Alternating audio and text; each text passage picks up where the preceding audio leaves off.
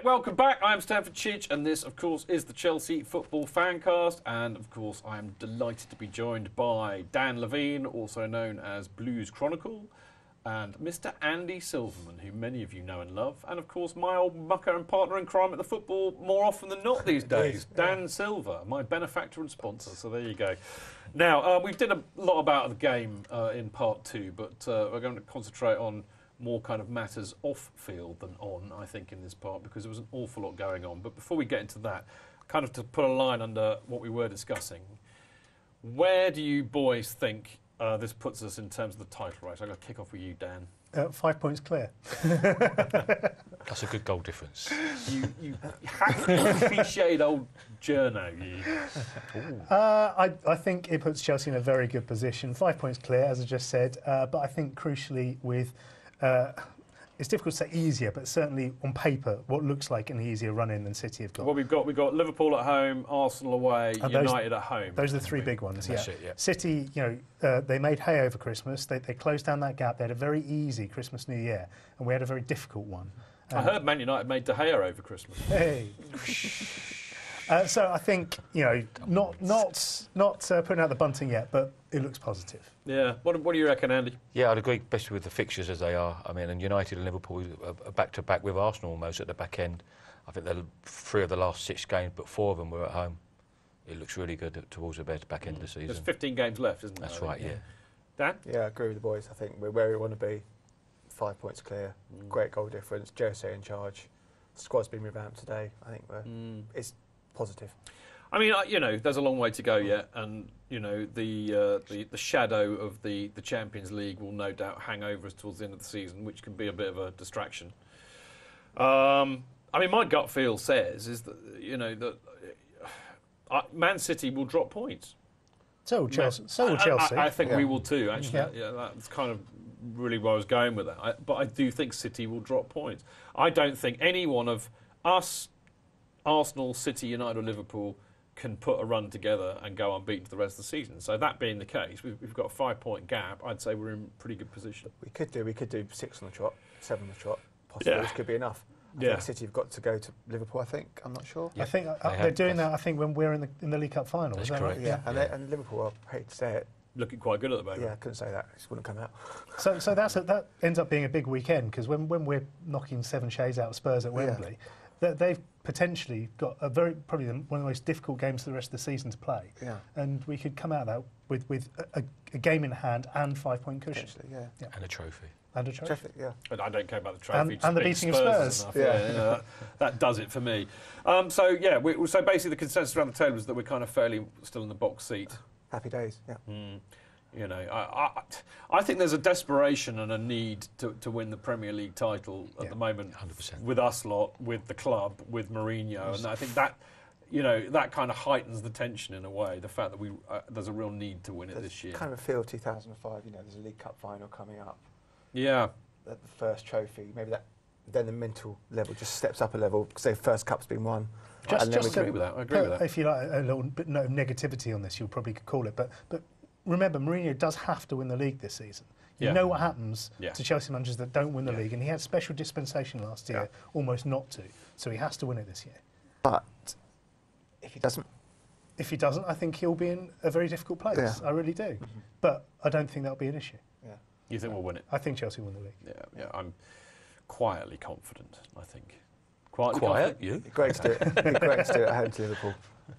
That would be an ideal time. I'm really looking forward to that. What date is that? That's May the 9th, isn't it? Yeah. What's that? Liverpool at home to win it. Yeah, make them do a guard of honour. Maybe get Gerrard to hand out the medals. Oh yes, that would be perfect, wouldn't it? Anyway, talking of great things. Before the City match, and actually, you know who you are, Mr. 10th of March, 1905, and my great old mucker, only £1. DJ himself were responsible for these beautiful things before the game, Dan. Dan and Andy. Right underneath them. In fact, it would be Dan, Dana and Dandy. No, Dandy. maybe not. No. Anyway, look at those beautiful flags there. I mean, that I think, really helped to set the tone. I think when you see all four of them together, it's a lovely thing. It looked brilliant, really good. Magnificent. From Champions of Europe, you'll never sing that. I never see them because I'm underneath them, so I have to feed off of everyone else's info. That is the one bummer about being in the Matthew Harding Lower, actually. I've got a great photograph actually taken behind the flag as it goes over. Well, someone asked me for a picture of the flag. I said, if you want a picture of what picture would you like? They said, oh, can you do a picture of the flag? So I just took that like that and said, oh, that's pretty weird. I said, well, that's where I am underneath them every single home game. So I hear a rumour there's something interesting planned for PSG. Something big. Yeah. So I'm told. I was told on the down low, but I was not allowed to repeat. Well, I wasn't actually told what it was, but I was told it'd be something big. Looking forward to that. Do you know what? I was told what it was, but thankfully I got drunk and couldn't remember. It's all true. I thought, I think that really did help to set the tone, actually. And it was a great atmosphere, and it was clearly a great day. And another thing that was really, really great, I think, was the abuse of a certain Jamie Redknapp. Yeah. Can't really say too many of the words. the context of the songs. OK, where do we start with this? I'll tell you what's really, really interesting and quite ironic in a way is that I remember, at Chelsea for years and years and years singing the same song about Gary Neville. And now Gary Neville is far and away the best pundit on television. Yeah. And Jamie Redknapp's always been awful. I mean, there's been a lot of praise for Jamie Redknapp coming out today saying that he's a really, really nice fella, and actually it is quite true. He's actually genuinely quite a nice chap. I've met him a few times. He's all right. And perhaps arguably therefore doesn't deserve the stick that he's getting. But he's an absolutely awful pundit. He clearly sees everything through either a Tottenham or a Liverpool mist. And he says the most ridiculously stupid things. I mean, I know I do, but I don't get paid a lot of money to talk nonsense. And this was the point that Mourinho had before he went into the dark cupboard that he's not emerged from, where he said, he's getting paid more money than a lot of Premier League managers are. Yeah. And do better, son. Exactly. Yeah. But it was quite funny. Frank Lampard, your cousin's a beep. God, you were there. I mean, tell me. Remember about, beep out? Yeah. There's one about in 3 years' time you look like your dad. Yeah. You'll look like your dad. You'll look like your... Yeah, there's one you just mentioned. I think, you'll twitch like your dad. Yeah, there's one other one. I tweeted it to you. I can't remember what it was now. But I tweeted it to you on... you did, didn't you? Yeah. I've forgotten what it was now too. Yeah. But they were pretty much, they weren't exactly Redknapp, you're a... Yeah. Yeah, OK. I think the funniest thing of all, though, and I love the Matthew Harding Lower, like the brethren that they are, but they it was quite funny that they were hurling abuse. What was the old Sky Sports studio? Which is above the disabled area. He wasn't there. He was in Brentford, people. Apparently, it was Kevin Keegan in there. Had they known that might have been even more interesting. Yeah, I tried telling them, they wouldn't listen. Wherever, yeah. Yeah, he's in Isleworth, at the Sky Studios, So the funny thing, that's not even the box. The box is further up. The box is now up by me. You are, exactly. I actually can almost get line of sight, so I can actually give it all of that to whoever's in there. No, and frequently do, in fact. No, I didn't. Particularly if I know them. So there we go. So no, that was quite fun. I thought it was a really good atmosphere actually on Saturday. I thought the boys and the girls did well there. Yeah. Yeah, it was good. City were really quiet. I mean, talk about poor away fans. They were rubbish, weren't they? Appalling. Yeah. They don't mind I don't know. I didn't hear. I couldn't understand what they were saying, so. No. We couldn't really reply to it. So. But it's I mean, that's it.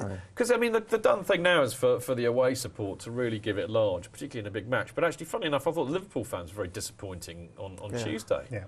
Well, my mate, he's a London Red, and he said they're all London Liverpool fans that come. There are very few that actually come down from Merseyside for it. Oh, really? Yeah, a lot of them were London Reds. Cockney Reds. Yeah. Cockney Reds. Oh, the other one I tweeted you was about Santo Aguero, Diego Costa. He's better than you. Oh, yeah. There was some great chants. Yeah. Sadly, we're not having a chant of the match this week. But if we were going to have a chant of the match, we wouldn't be able to say it. We can't say it.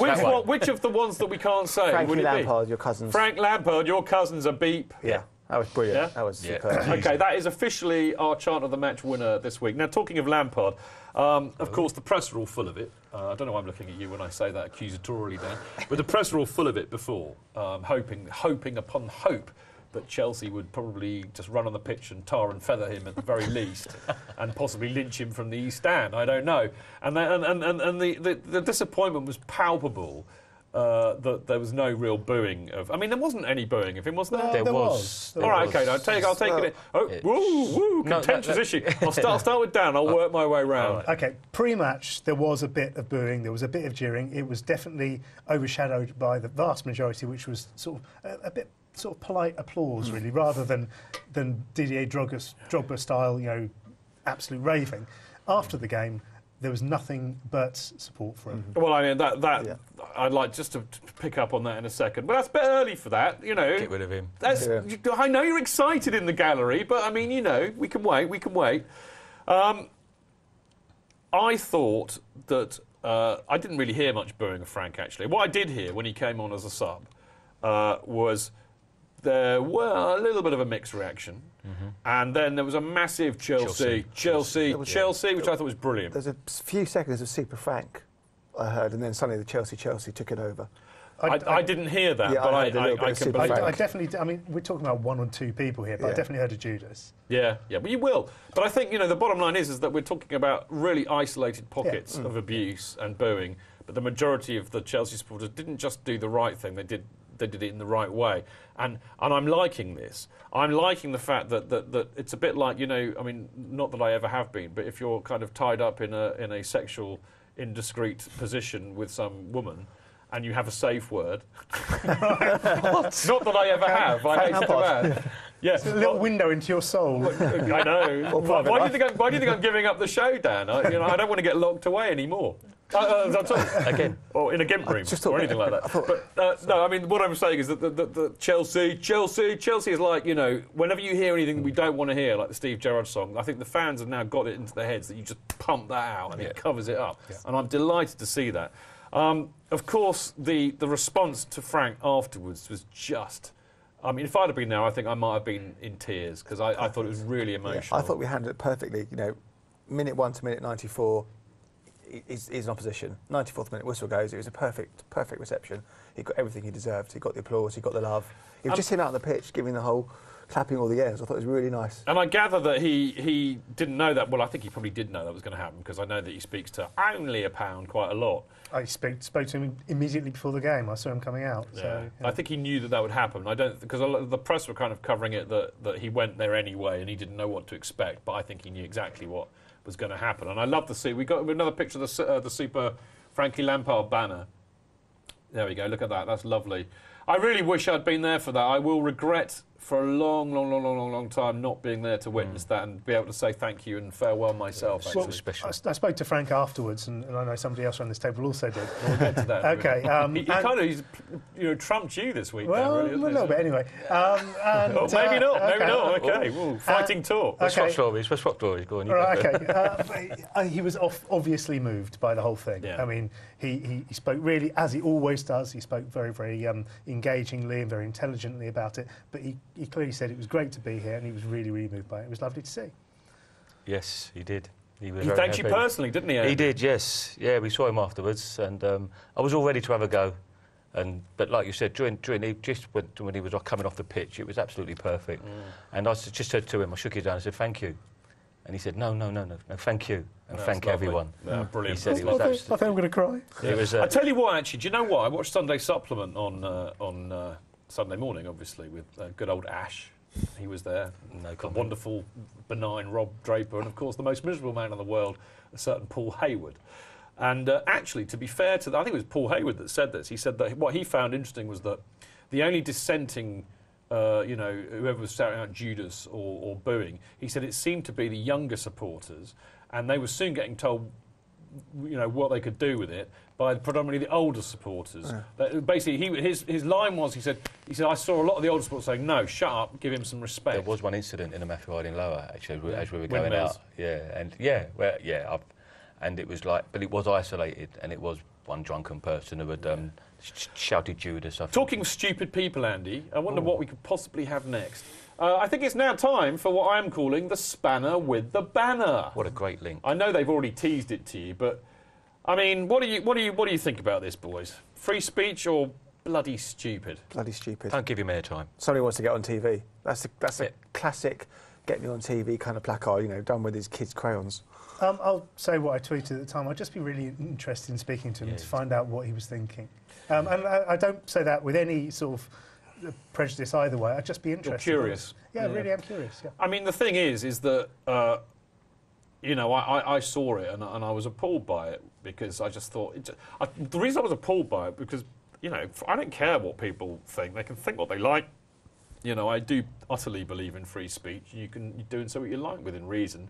What really annoyed me was the fact that I knew that the minute some pillock holds up a banner like that, it's exactly what the media and the press are going to hone in on, and you hear nothing else but that. So that whole brilliant reception for Frank and the great farewell and the thank you that we gave him at the end of the match was overshadowed by one person with a 6-year-old's banner, and that's what really annoyed me.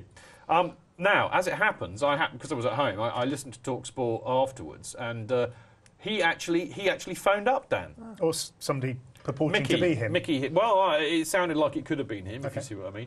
And to be fair to him, he's been a season ticket holder for 50 years, so, you know, it just shows you can't judge, can you?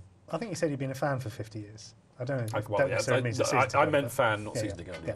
They didn't have season tickets 50 years ago. Well, I think they probably did. didn't they? I don't think they did, actually. No, they didn't. No, they came in the mid-60s? I was going to say. Yeah. Well, actually, yeah, of course I forget. That is actually, do you know what? It might now be 50 years, because my mate Phil certainly got a season ticket when they first came along, and that would have been the mid-60s. So actually, you're right. So he could be potentially. But that's not the point. No. the point is that he's clearly been a supporter for a long time, and he clearly felt very aggrieved. But should he have done it, though? Well, as you say, it's his right to do it.